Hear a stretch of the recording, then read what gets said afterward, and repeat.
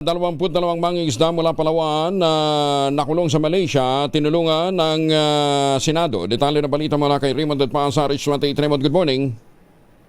Naghatid ng tulong si Senador Erwin Tulfo sa 22 mangingisda mula sa Rizal, Palawan na nakulong sa bansang Malaysia. Kinabibilangan ito ng kompletong fishing gear gaya ng handheld fish finders, lambat, kawil at nylon at tulong pinansyal. Sila ay nakulong sa Malaysia ng 2 buwan dahil sa unauthorized entry.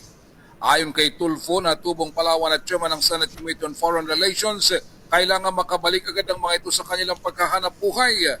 Nakauwi ang mga ito sa pakipagnegosasyon ng ating pamahalaan sa bansang Malaysia. Ayon sa isa sa mga mangisda na si Albert Vescano, bangkalang ang natira sa kanilang sila ay pinauwi, kaya't malaking tulong sa kanilang mga fishing gear na ibinigay ni Senador Erwin Tulfo upang sila ay makabalik sa paghahanap buhay. Pinaalalaanan sila ng senador na laging isalang-alang ang mga international maritime boundaries upang hindi na maulit ang insidente. Giit ni Tulfo, kailangan suportahan ang ating mga mangisda dahil mahalagang papel ang kanilang ginagampanan sa ating food security.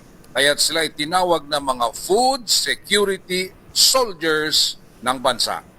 Ito si RH28, Raymond Dadpas para sa DZRH, una sa Pilipinas, una sa Pilipino. Daghang salamat, Raymond. Maganda umaga, Pilipinas!